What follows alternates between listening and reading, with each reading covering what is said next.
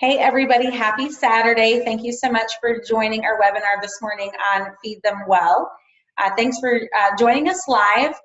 For those of you able to fit it into your calendar, and I know there were lots of people who were interested in this information and joining us. Was kind of a last minute pop-up. I tend to do things that way, figure out what I need to do, fit it in my schedule. There's certain topics that I'm asked to provide information on, and I keep putting it off. So I thought, well, I'll just go ahead and schedule a webinar. I'll record it and post it so the information is available. As I'm going through some info, if there's some things that come to your mind, questions, I want you to know that if you're on your computer and you move your mouse around, there's a little bubble screen that says chat. In the chat screen, if you pull that up, you can type questions directly to me, so that I can answer anything that's on your mind. But my hope this morning is that you can come away with this understanding how to leave a legacy for children, whether they be your children or your grandchildren or children in your life, that the more you know about the importance of nutrition and the mental piece that comes along with it, I think will be extremely beneficial. Actually, I know will be extremely beneficial for how you move forward. So to start off, I want to let you know a little bit about me in case this is the first time you're meeting me, maybe even through the recording. My name is Nicole DeWard. I'm a certified coach with Optavia. I've been a health coach now for 7.5 years, and I've been personal training through the National Academy of Sports Medicine for 11 years. I'm also a corrective exercise specialist and behavioral specialist through them as well. My heart and my passion is to take people from where they are to where they want to be. And most importantly, my heart is to be a bridge for people into their soul so that their dreams can be awakened within them. Sometimes there are some dead dreams that we have. I remember when I first started personal training, I met so many, especially women, who what I would call had this inner athlete. In their heart of hearts, they really felt that they were an athlete, but life had covered them up. And so my passion is to help inspire people, or to be the bridge, right, to bring inspiration into people's lives so they can truly see how to move forward in their life. But going from where you are and identifying where you want to be, it takes work. And I definitely believe it's not a journey that's meant to walk alone. So this morning we're going to kind of take a piece of how we can, how do the kids fit into this, right? Because the kids don't, for the most part, go to the grocery store. The kids don't rule the house. I really believe I got married when I was 19. My husband Josh and I have 4 kids who are now 13, 15, 16, and 19. And one of the things that my husband and I were really clear about from the beginning was that our kids were joining our life, that our kids were not our whole life, though we love them unconditionally. And sometimes you feel like you love them more than your life. It's really important to identify that your children join you so that your kids don't run your life. Because if the kids don't know. All they know is what's in front of them, and they haven't lived a life yet, and they're not responsible really for themselves until they become of age. And so I believe it's important as adults to really lead the way and to be a role model and an example. And unfortunately, with 70% of America being overweight or obese, that includes a lot of parents. That includes a lot of us that have struggled mentally with going from where we are to where we want to be. And it takes courage and a lot of discipline, really, to make a choice that will not only move your life forward, but for those that you impact on a daily basis, namely a lot of children. I really hope that there are a lot of teachers that hear this webinar and this information as well, because teachers, right, spend the most time with the kids. When they go to school and they're gone all day. I often think that about my husband. I'm like, gosh, my husband spends more time at work than he really does with his family, just from the fact that of the way corporate America works. And So it's important that the environment that we're in is instilling really healthy behaviors in our life. So for the sake of time, I only have this webinar planned until 11:30. So I want to be respectful, keeping this short and giving you some really good takeaways, that laying the stage that I've been there. I've done that. I have had my fair share of learning moments and continue to learn with my children. But a little bit more background about me: when I became a personal trainer, it was actually totally out of my box. I wasn't raised to eat well or to exercise.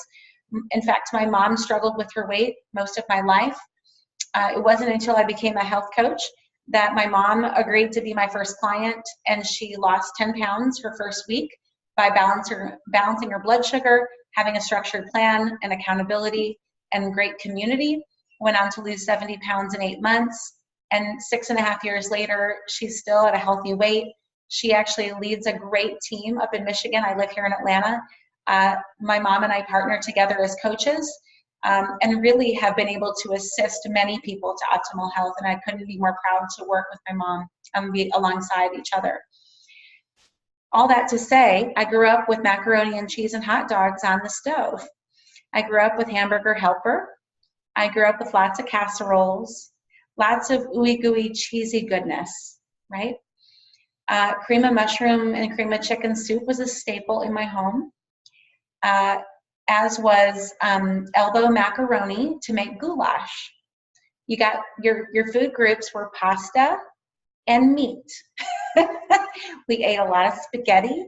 I don't really remember eating any vegetables, maybe except for peas, frozen peas growing up. And so becoming a personal trainer was hysterical, you guys. Like, that seems like the furthest thing from my realm of potential was to be a personal trainer.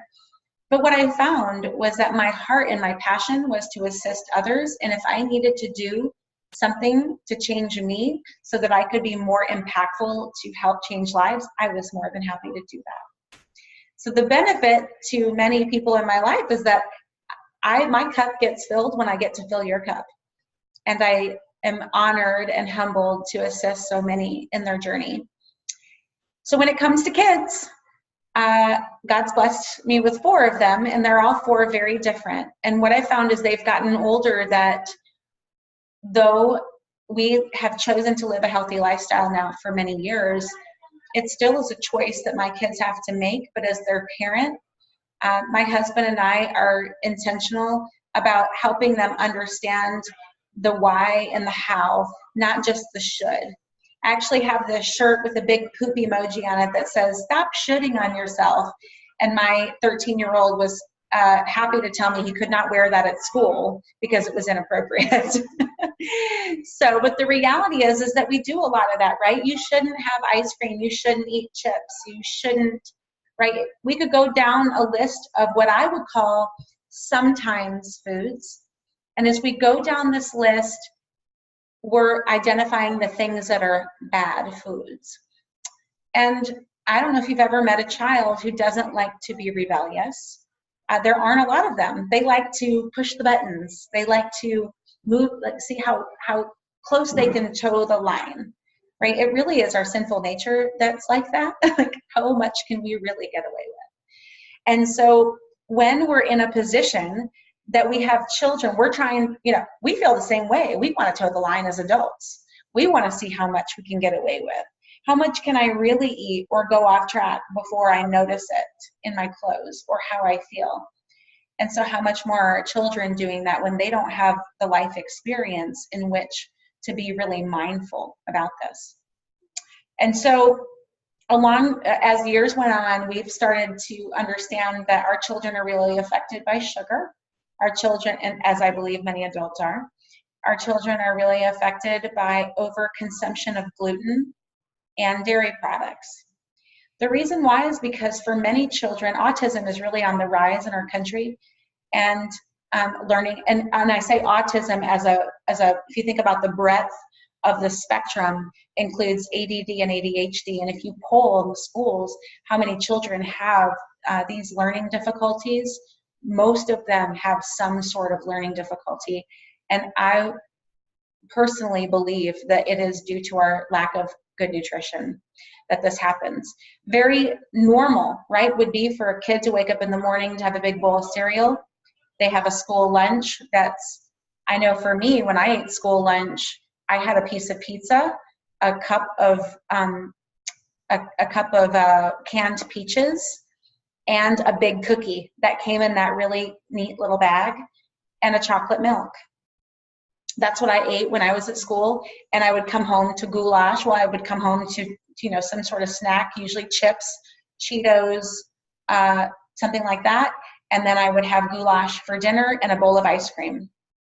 That's how I ate growing up. And that probably describes most of America. That is a very typical kid diet. Lack of fruit, lack of vegetables, lack of healthy grains, and sugar upon sugar upon sugar. Everything I just described to you was high in sugar. And I didn't even try to describe it that way. When I talk about sugar, I'm not just referring to candy, cookies. I'm referring to anything that has a high glycemic load. So things that are low glycemic are going to be your vegetables, your protein, right? Means that these things don't convert to sugar in your bloodstream. So we need to have a healthy amount of energy. And what I have found the most successful, not only with myself and with my children, are to do what I call combining protein, carbohydrates, and fats at every meal. For the last 7.5 years, I've helped about over 600 some people. I think the last time in my entire organization, I've worked with I've been able to touch over 2,300 lives, which has been absolutely amazing, and so honored and humbled to have the opportunity to have done that. But there's so many more people who need this information. So balancing the blood sugar is what is super important, and it happens when we have a structured plan.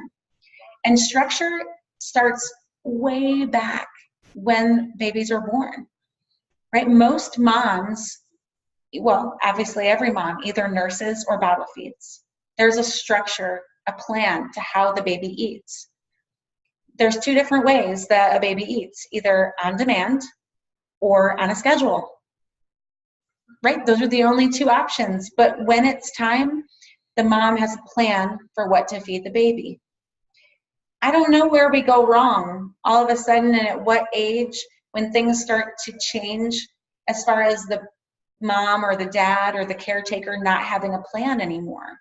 But when babies are born, I know for personally how I raised my children, I had them on a schedule so that they would be able to eat fully. I nursed my children, but they were able to fully get a full meal every time they ate versus snacking every hour. Okay? So on demand means your baby cries, you feed them. So isn't it true that that's about, you cry, you get what you want, and somehow our children are continuing to be raised that way. You let me know that you need something by letting me know through a cry, through some sort of, outburst, and I will give you what you want, versus as parents and as caretakers saying, I know what's best for you, and until you become of age and you learn your own body and what's best for you, this is what's best for you. I like to use the term, this is what's for dinner. I remember years ago when I first moved to Atlanta, there was a Love and Logic parenting class at our kids' elementary school. I'd never heard of Love and Logic and thought, gosh, this might be a really great way that I can meet people.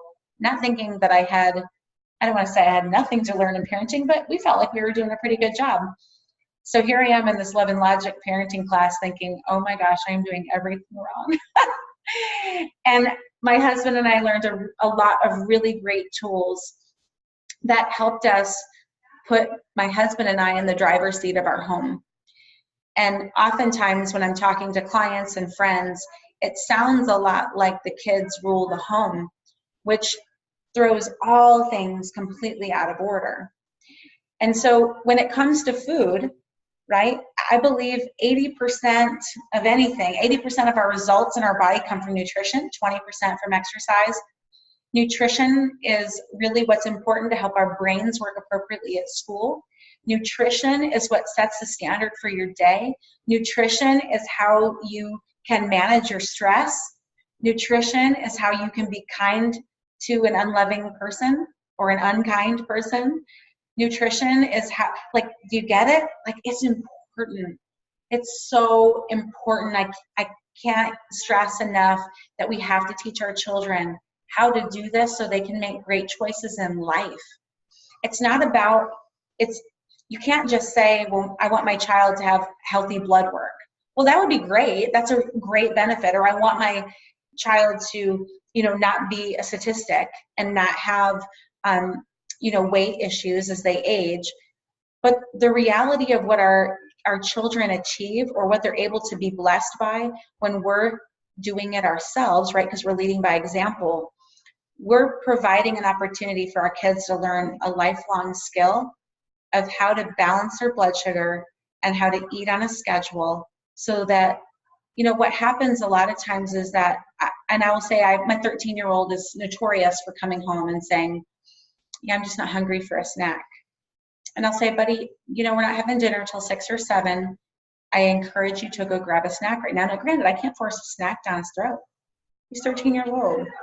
But what I can do is I can let him know why I want him to eat a snack. And I say, it doesn't have to be much, but I'd like you to go grab something, because what happens is if his blood sugar gets too low, and when he's playing basketball and doing all these things, he forgets that he needs to eat. And so when his sister does something that irritates him and he says something unkind to her, it's usually because of his blood sugar. It's usually because he's not managing his intake, so he doesn't have the right sustenance for his body to respond appropriately. And so those are the kinds of things that show up all the time when we get out of order. Have you ever had that? When, and I've heard, I should have had this little, I could have had this little picture called of the hangry woman that's like, like they're just so hungry and angry at the same time. Well, we tend to make some bad decisions when we're hangry, and I believe that kids don't know that they feel that way. And so what do we do, right? I wanted to give you the why before the how, because it's important to understand why these things are so important to work on and to lead the way in, so much more than just doing it. It's not enough to say, this is important, so try your best. I believe that, I think it's Yoda who said, do or don't do, there is no try. So do or don't do means a decision and a commitment. And so it does take work, and your chances are kids will provide pushback. I remember when we first went gluten-free at our house, we did it slowly. We just didn't repurchase things that had gluten. And our kids would ask, where's such and such? And I'd say, well, we're just not eating that right now. And then I would give the offering. There's this, or this.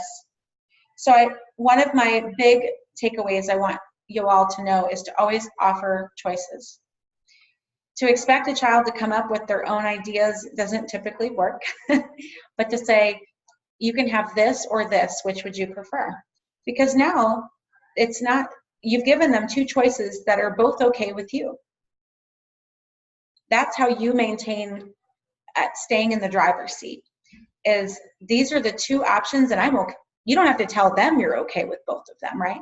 You may have this or this, which would you prefer? And so when you give them the opportunity, they are in charge of their life, really. They can just choose not to eat, and that is a choice. So when we're at dinner and we have what's on the table for dinner, and they say, well, I don't like that, say, well, you may choose to eat this for dinner, or you can choose not to. And I'm sure that by the time breakfast comes along, you'll be definitely hungry for this or this, and I give them another option, okay? Because if they believe that you will just get up from the table and go make them a peanut butter and jelly, what child would not say they don't want chicken and broccoli? Okay? learning to eat the things, even as an adult, learning to eat the things that you know are the best for you, even when you don't feel like eating them, is a really great habit to learn. Okay? The only way you can do that is if you meal prep and plan. I know some people say, well, I didn't make dinner because I'm not sure what I'm going to feel like. Well, I think we set ourselves up for a lifetime of struggle if we only eat what we feel like eating. Okay? Our nutrition is meant to give our body sustenance and fuel. It is not meant to meet an emotional need. Okay? I believe that 90% of the time nutrition is meant for the fuel and 10% for entertainment. Most of America has that backwards. 90% entertainment, 10% what I need. So let's be the people that move our country forward by helping them understand and see the benefit of 90% fuel, 10% entertainment. So I'm going to go ahead and share my screen. In this last few minutes I've created this chart that I believe will be really beneficial to help people as they're preparing. I made this chart when I knew my children were going to be needing some assistance in understanding how to make their lunches and give them the power in which to choose. Okay? So I mentioned that when we eat, we want to balance our nutrients, protein, carbs, and fats. Balancing doesn't necessarily mean gram for gram unless you have a weight loss need. And if that's the case, you're definitely welcome to reach out to me offline. But from a normal eating perspective, what we're looking for is when I have oatmeal, let's say your child would like oatmeal or even cereal for breakfast, that would be on the carb chart. This is my children's chart, so I don't have cereal on there because we weren't eating cereal at the time I made this. They do have cereal in the cabinet now, but they know that when they have cereal, if they don't choose it themselves, myself, my husband, or my nanny says, what protein are you going to eat with your cereal today? Well, I'm going to have almond milk. Almond milk would be extra credit. Almond milk doesn't have hardly any, it's 30 calories, has no nutrient really value, okay? So when we look at this chart, we need to make sure we have a substantial amount of protein and a substantial amount of fat. So what that might look like, cereal and milk, maybe they have a scrambled egg, right? With some butter on it. Or maybe they have their, if they'd like to have their cereal or their oatmeal, they could put some nuts in it and then have a Greek yogurt on the side. So what we're doing is we're choosing where typically the children will have an idea of the base of what they want, and then we have to find which other things need to go with it. So when I talk about combining, that's what we're looking for now. Let's say your child would like to have scrambled eggs with cheese, and both of those are here under protein. One thought, cream cheese is not cheese. Like I get, I'm going to put cream cheese on my toast. I'm like, well, I mean, that's really not, you're doing like a tablespoon of cheese. So it's not really a substantial amount. I put cheese on here from this, like a cottage cheese would be here under a protein. Down at the bottom, what I wrote on this, the key to figuring out where your food group goes is whichever macro, a macronutrient is a protein, carb, or fat that has the most grams on the label is where it goes on the chart. For example, if you look at a label of almonds, now it might confuse you a little bit because it's going to have protein, carbs, and fats. Most things do. Of course, chicken doesn't. Chicken has protein and fat. But it's on the protein list because it's higher in protein. So in regards to the almond label, though, it has all of the macros, but the highest is fat. So that's where it goes on the list. Does that make sense? So I'm assuming that none of you have any questions about this information so far because there's nothing in the chat. But I wanted to make sure I got to this chart because this is what has really helped my children. When we make lunches, this is what we go by. They pull out what they would like, and what we do is we just make sure that they have at least one of each.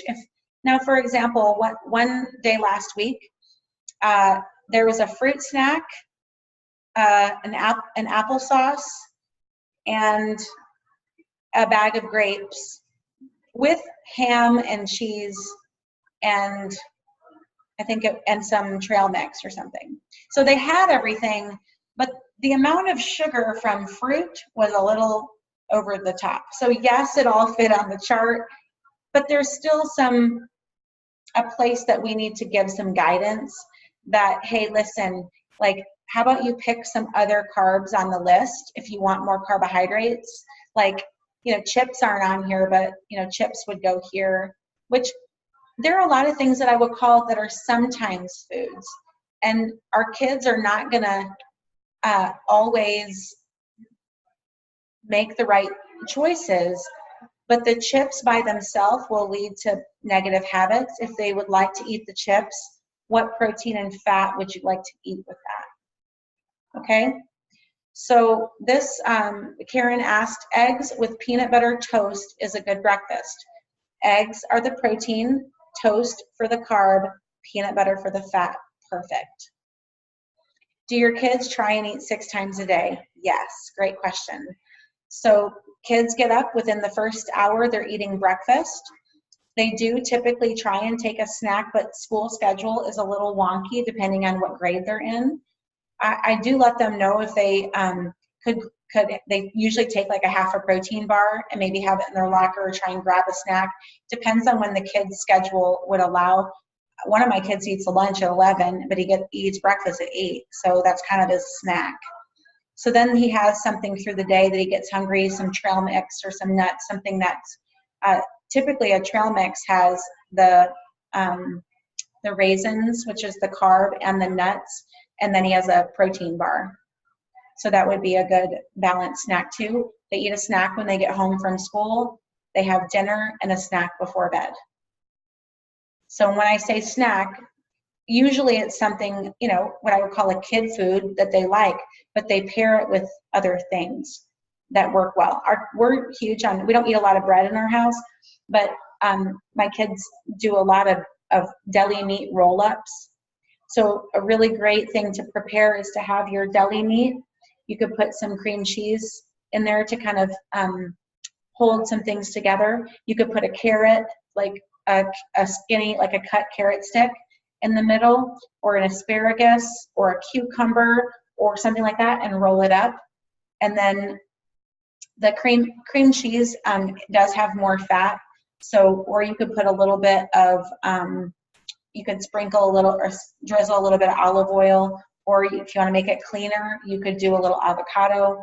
You can kind of figure out what your kid would eat, and then hold that, roll it up inside the deli meat. My kids like to do that a lot for lunch.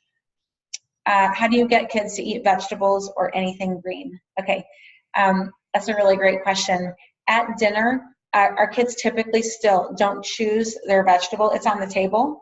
And we have a rule in our house that they need to ask to get up from the table. They say, may I be excused? We live in the South, so we've learned, so we're from the North, but we've adopted Northern or Southern behaviors just from respect. And so if we didn't notice that they had any vegetables, we typically say, what did you choose for your vegetable? And we've always had a 3-bite rule at our house. So they have to have 3 bites of something. And there have been nights they've sat there 2 hours when they were little, when they wouldn't eat it. And I tell them, it's not because I'm trying to have control or power over you, but I have to break your spirit that thinks you know better than I do.